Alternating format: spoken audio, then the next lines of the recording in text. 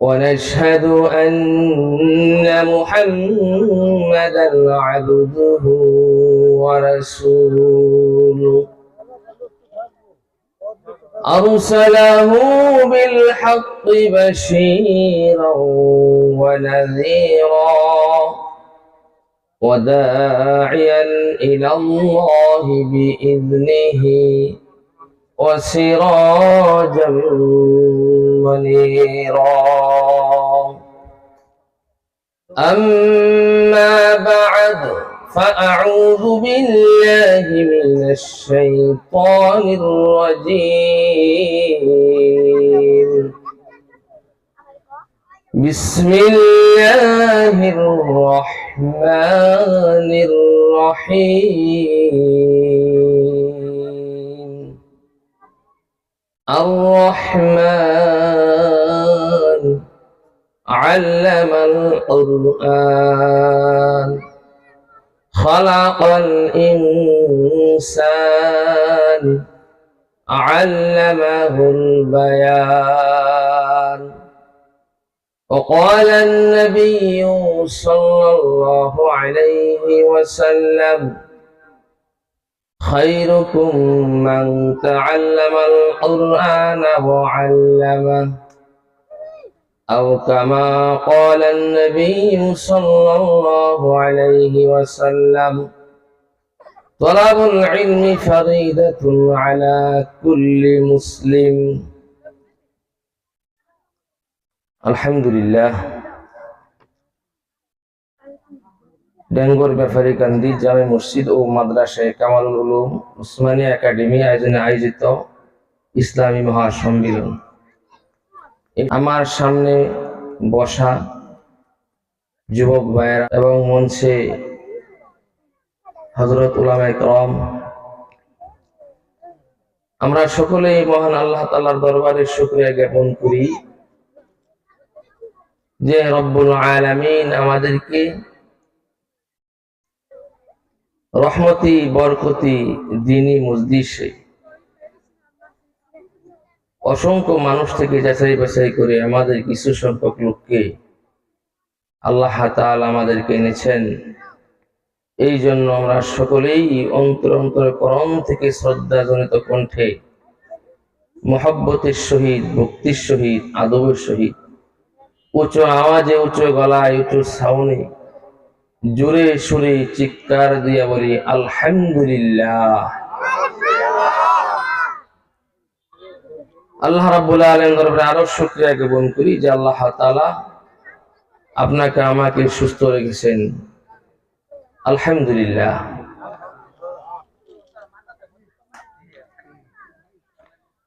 আল্লাহ রাব্বুল আলামিন আমাদেরকে সৃষ্টি করেছেন মানুষ। এই পৃথিবীতে যত কিছু সৃষ্টি করছেন সবচেয়ে উত্তম, উৎকৃষ্ট, দামি এবং মানি হলো মানুষ। কিন্তু মানুষের মতন মানুষ হইতে হবে। শুরুতে মানুষ হইলে মানুষ হয় না। আপনাকে যা দেয়া সৃষ্টি করছে অন্যান্য প্রাণী দিয়েও তাই সৃষ্টি করছে। মানুষকে সৃষ্টি করছে চারটা বস্তু দিয়ে, আগুন, পানি, মাটি, বাতাস, ঠিক না? অন্যান্য প্রাণী কই এই দিয়ে সৃষ্টি করছে। আপনার ভিতরে রক্ত আছে, গরুর ভিতরে রক্ত আছে। আপনার ভিতরে মিষ্টি পানি আছে, গরুর ভিতরে মিষ্টি পানি আছে। আপনার ভিতরে নোনা পানি আছে, গরুর ভিতরে নোনা পানি আছে। আপনার গরম লাগে, গরুরও গরম লাগে। কিন্তু শুরুতে মানুষ হইলে হয় না, সিরাতে মানুষ হইতে হয়, ঠিক না? মানুষ হইতে হবে কিভাবে? কোন মানুষকে আল্লাহ রাব্বুল আলামিন মানুষ হিসাবে আখ্যায়িত করবে? যে মানুষ হিসাবে আখ্যায়িত করবে যে মানুষের মধ্যে চারটা গুণ থাকবে। কয়টা? চারটা গুণ থাকবে। এক নাম্বার গুণ হলো ইলম। কি? এক নাম্বার গুণ হলো ইলম। এটা জাগতিক শিক্ষা না, এটা হলো আসমানি ইলম। আমি যে আয়াতটা আপনাদের সম্মুখে তেলাওয়াত করেছি সূরা আর রহমান, কিছু কিছু সূরা আছে আল্লাহ রাব্বুল আলামিন একসাথে নাযিল করেছেন, তার মধ্যে একটা হলো রহমান সূরা। আল্লাহ রাব্বুল আলামিনের অনেক নাম আছে, সিফাতি নাম, কিন্তু জাতি নাম হলো একটা, আল্লাহ। আল্লাহর কোনো অর্থ নাই, কিন্তু জাতিগত নাম একটাই, কিন্তু সিফাতি নাম অনেক। তো রহমান আল্লাহ, এটা একটা সূরা। এখানে আল্লাহ তাআলা বলছেন যে আর রহমান আল্লামাল কুরআন খালাকাল ইনসান। রহমান যিনি, কোরআন শিক্ষা দিয়েছেন তিনি, আর কোরআন যে শিক্ষা করছে সে হলো মানুষ। বলে সুবহানাল্লাহ। আপনি কোরআন শিক্ষা করেন নাই, কোরআন জানেন না, কোরআন বুঝেন না, কোরআনের আলো ভিতরে আপনি নাই, এই কোরআন ছাড়া জায়েজ না জায়েজ আপনি বুঝবেন না, হালাল হারাম আপনি চিনবেন না। এটা জাগতিক শিক্ষা না, এটা হলো আসমানি ইলম। এই কোরআন আসমান থেকে এসেছে দুনিয়াতে। কোথেকে এসেছে? লৌহে মাহফুজ থেকে ইলমটা পৃথিবীতে এসেছে। জাগতিক শিক্ষা না, জাগতিক শিক্ষায় আলো না, কোরআনের শিক্ষা হলো আলো। এই আলো দিয়েই জান্নাত জাহান্নাম চেনা যায়, এই আলো দিয়েই জায়েজ না জায়েজ বোঝা যায়, এই আলো দিয়েই হালাল হারাম চেনা যায়।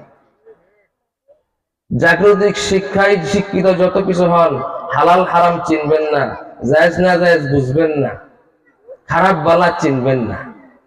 চিনবেন? এই জন্য আল্লাহ রাব্বুল আলামিন বলেন মানুষ হলো উনি, ইনসান হলো উনি, যার ভিতরে কোরআন আছে সে হলো ইনসান, যার ভিতরে কোরআন নাই সে হলো হাইওয়ান। হাইওয়ান মানে একটা প্রাণী। হাইওয়ান কথা বলতে পারে না, আপনার আমি কথা বলতে পারি। মানুষের ভিতরে কোরআন যার ভিতরে আছে সে হলো মানুষ। এই জন্য আল্লাহ বলেন আগে আমি কোরআন শিক্ষা দিয়েছি, এরপরে মানুষ সৃষ্টি করেছি। যার ভিতরে কোরআন আছে সে মানুষ, যার ভিতরে কোরআন নাই সে শুরুতে মানুষও যদি হয় আসলে সে হাইওয়ান মানে প্রাণী। সে হলো প্রাণী, দেখতে দেখা যায় ঠিকই মানুষ, কিন্তু আসলে সে মানুষ না, সে একটা প্রাণীর মতো। তোমার ভিতরে কোরআন আছে, তুমি মানুষ। কোরআন বুঝো, কোরআন দিয়ে আমল করো। কোরআন তোমার ভিতরে বাতি আছে, আলো আছে। এই কোরআন তোমার ভিতরে থাকলে তুমি হারাম কাজ করতে পারো না। এই কোরআন থাকলে তুমি নাজায়েজ কাজ করতে পারো না, কারণ এই আলো দিয়ে তুমি দেখতে পারো জায়েজ কোনটা নাজায়েজ কোনটা। কিন্তু কোরআন ছাড়া তুমি যত শিক্ষিত হও, তুমি আইবিএ পাস করো, মাস্টার্স পাস করো, ল পাস করো, তুমি ম্যাজিস্ট্রেট হও, জজ হও, যা কিছু হও, কিন্তু তোমার ভিতরে আলো নাই। আর সেই আলো নাই দেখাই তুমি খারাপ পথে পরিচালিত হও। ঠিক না? ঠিক। তুমি যে মাস্টার্স পাস করলা, তুমি জজ হইলা, তুমি ম্যাজিস্ট্রেট হইলা, তুমি হাকিম হইলা, তোমার ভিতরে কোরআন নাই। তুমি ঘুষ খাও, তুমি সুদ খাও, কারণ কি? তোমার ভিতরে কোরআন নাই। যতই শিক্ষিত তুমি হও, তুমি ওই চোখে দিয়ে তুমি আলো দেখো না, তুমি অন্ধকার আর অন্ধকার দেখো। তাহলে মানুষ হইতে হলে এক নম্বর তোর ইলম লাগবে। এটা হলো এক নম্বর ইলম, যেটা কোরআন। এই কোরআন শিক্ষা দেওয়া হয় মাদ্রাসায়। কোথায়? জবাব দেন, কোথায় শিক্ষা দেওয়া হয়? একটা মাদ্রাসার ছাত্র যদি, একজন তালেবে ইলম যদি একটা কবরের পাশ দিয়া যায়, 40 দিনের জন্য ওই কবর আযাব মাফ করে দেয়। সুবহানাল্লাহ। কারণ কোরআন হলো আল্লাহ। কোরআন যেমন দামি আল্লাহ তেমন দামি, কোরআনের যেমন মূল্য আল্লাহর তেমন মূল্য। আপনি কোরআনের একটা অক্ষর পড়বেন 10 নেকি, নামাজে পড়লে 100 নেকি, যত পড়বেন তত নেকি, তত আল্লাহর সাথে আপনার ভালোবাসা মহব্বত পয়দা হবে। কোরআন ছাড়া যত কিছুই পড়েন একটা সওয়াব হবে না। একজন তালেবে ইলম যদি কবরের পাশ দিয়ে হাইটা যায়, তাহলে আল্লাহ রাব্বুল আলামিন ওই তালেবে ইলমের ভিতরে আছে কোরআন, এই কোরআনের উসিলা করিয়া আল্লাহ রাব্বুল আলামিন ওই কবর আযাব মাফ কইরা দেয়। সুবহানাল্লাহ। এক নম্বর হলো কোরআন ইলম, এটা থাকতে হবে। এক নম্বর ইলম, কোরআন শিক্ষা করতে হবে। আজকে আমরা কোরআনকে ভালো জানি না, কোরআনকে ভালো বুঝি না। এই কোরআন যে এত দামি, যে পড়বে সেও দামি। বলেন সুবহানাল্লাহ।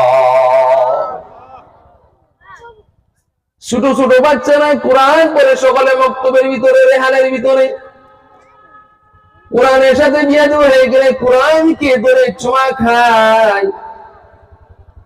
আর কোরআনটা যে রেহানের মধ্যে রাইখা পোলাপানে পড়ে, এই পৃথিবীর কারা সাহস আছে ওই রেহানের মধ্যে পাও দিয়া লাত্তি দিতে পারে? কারণ লাত্তি দিবে না এই জন্য এই রেহানের সাথে আল্লাহর কোরআন সম্পর্ক আছে। ঠিক না ঠিক? এই কোরআনের সাথে ছোঁয়া লাগার কারণে রেহানের এত কাঠের একটা তক্তা এত দামি হয়ে যায়। যার ভিতরে কোরআন আছে সেও অনেক দামি হয়ে যায়। বলেন সুবহানাল্লাহ। একজন কোরআন এত দাম, আল্লাহর সাথে এত মুহাব্বত পয়দা হয়ে যায়। একজন কোরআন ওয়ালা আলেম যদি অন্যায় করে থাকে, তারপরও তার সম্মানের জন্য, তার ইজ্জতের জন্য কাল কিয়ামতের ময়দানে বিচার হবে। পর্দার ভিতরে, পর্দার সামনে তার বিচার হবে না, কারণ সে কোরআন পড়েছে। এত সম্মানী, এত ইজ্জতি সবার সম্মুখে বিচার করবে না, পর্দা আড়াল করে বিচার করবে। এত দামি, কিন্তু আলেম ছাড়া সবার সামনেই বিচার করবে। এটা আলেমের সম্মান না? অনেক দাম না? কেন? কোরআন। তাহলে ইনশাআল্লাহ আমাদের প্রজন্ম সন্তানদেরকে ইনশাআল্লাহ কোরআন শিক্ষা দিব।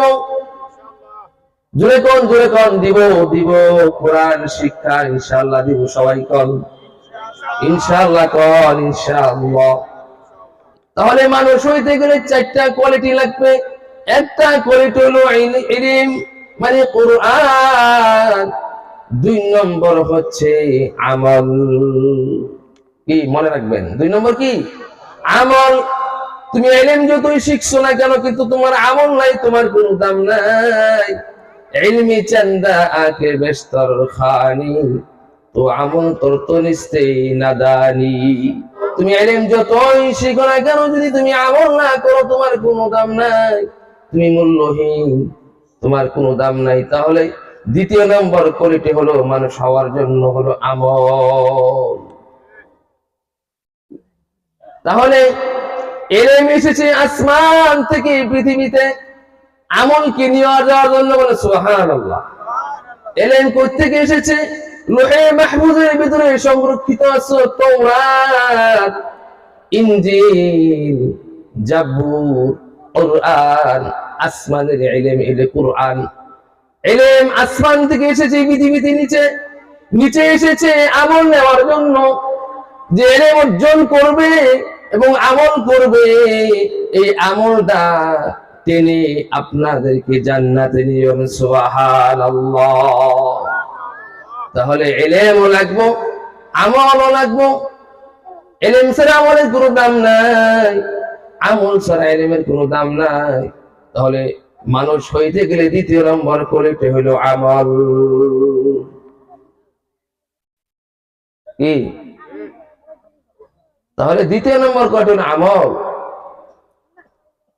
আল্লাহ রাব্বুল আলামিন বলেন সেই আমলটা তুমি যদি করবা, এই আমলটা সঠিক বলে বিবেচিত হবে, তোমার 3টা কোয়ালিটি লাগবে। কয়টা? এই আমলটা সঠিক বলে বিবেচিত হবে 3টা কোয়ালিটি লাগবে। এর মধ্যে একটা তো ঈমান, 2 নম্বর হলো খালেস নিয়ত, 3 নম্বর হচ্ছে রাসূলুল্লাহ সাল্লাল্লাহু আলাইহি সাল্লামের সুন্নতি তরিকায় আমল। তাহলে আমলটা যে তুমি যে করবা, এইটা আবার কবুল হওয়ার জন্য শর্ত কয়টা? 3টা। 1 নম্বর খাঁটি লাগবে ঈমান। আখলিস দীনাকা ইয়াকফিকাল আমালুল কলিল। আল্লাহ রাসূল বলেন, তোমার ঈমানকে খাঁটি করো, অল্প আমলই জান্নাতের জন্য যথেষ্ট হয়ে যাবে। 1 নম্বর হলো তোমার ঈমান, 2 নম্বর হলো নিয়ত খালেস, 3 নম্বর হচ্ছে রাসূল সাল্লাল্লাহু আলাইহি সাল্লামের সুন্নতি তরিকায় তোমার আমল করতে হবে। ঠিক না ঠিক? তাহলে মানুষ হওয়ার জন্য 4টা কোয়ালিটি লাগবে। 1টা কোয়ালিটি হলো ইলম, 2 নম্বর কোয়ালিটি হলো আমল। আর আমলটা কবুল হবে 3টা কোয়ালিটি থাকলে। একটা হলো ঈমান, 2 নম্বর হলো খালেস নিয়ত, 3 নম্বর হচ্ছে সুন্নত তরিকায় আমল। 3য় নম্বর হচ্ছে কোয়ালিটি ইখলাস। আপনি যা কিছু করেন যদি আপনার ইখলাস না থাকে, এই আমল আল্লাহর দরবারে কবুল হবে না।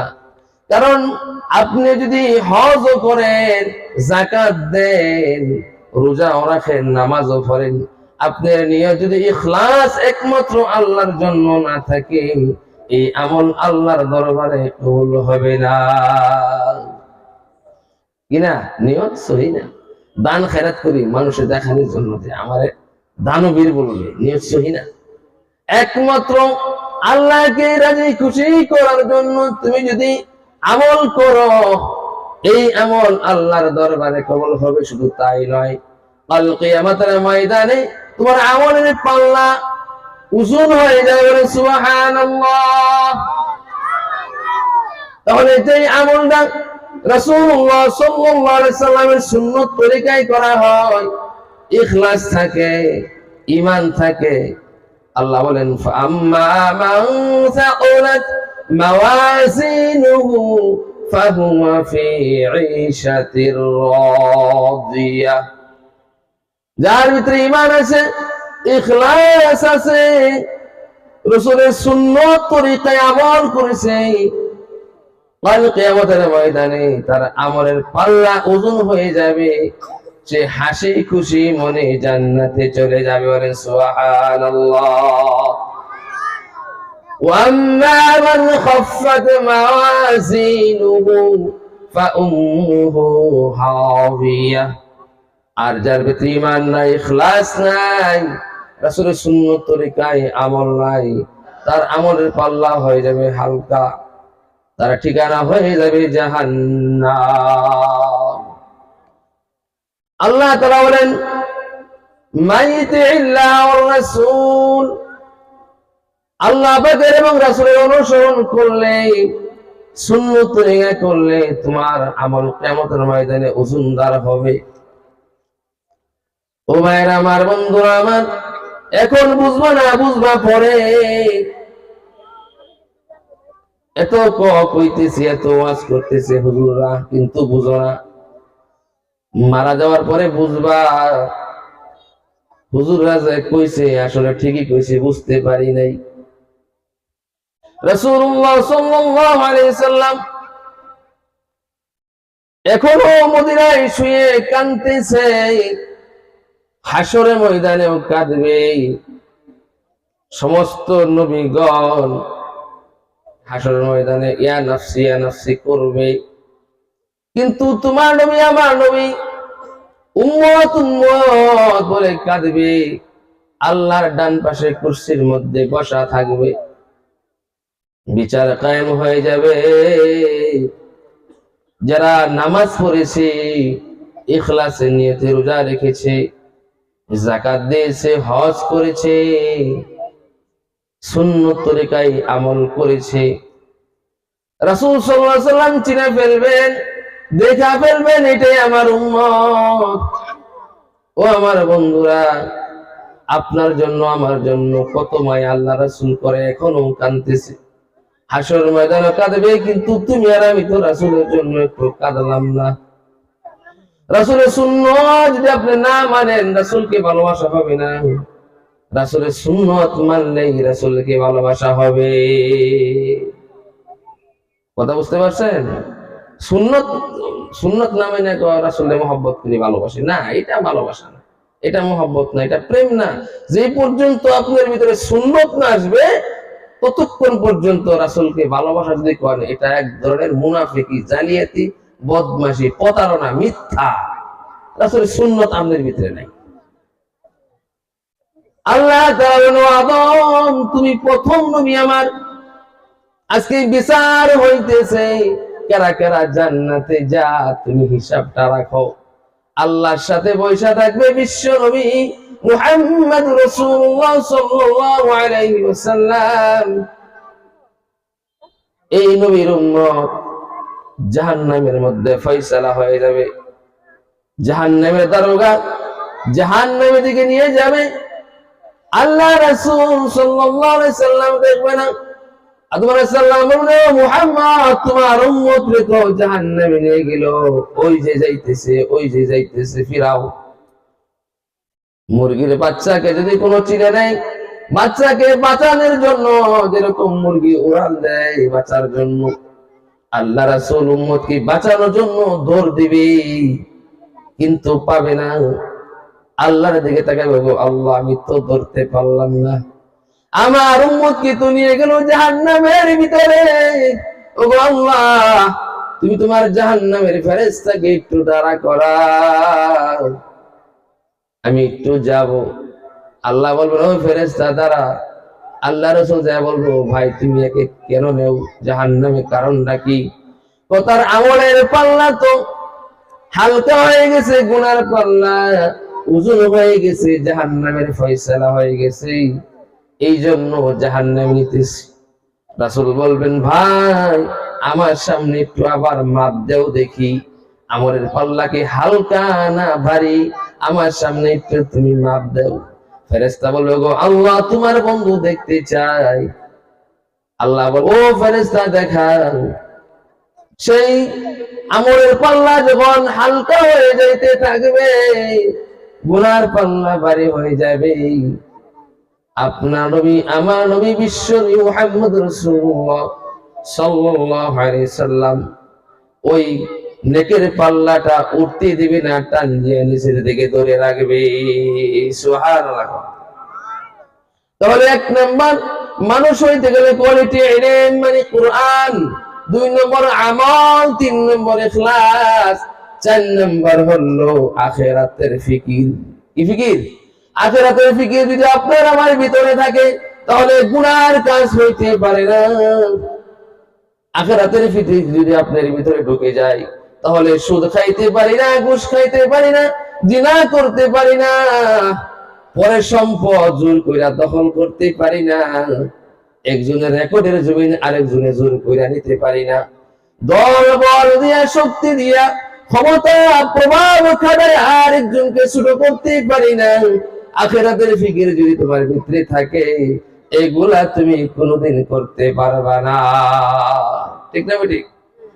আখিরাতের ফিকির নাই দেখেই তো একজনের জমিন আরেকজনের দখল করে নাই। ঠিক না ঠিক? কথা বলেন না কেন?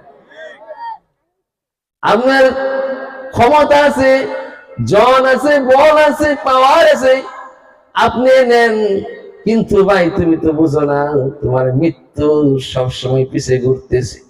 কখন তোমাকে রাত্রে থাবা দিয়ে নিয়ে যাবে তুমি জানো না। তুমি যখন রাত্রে ঘুমায় থাকো,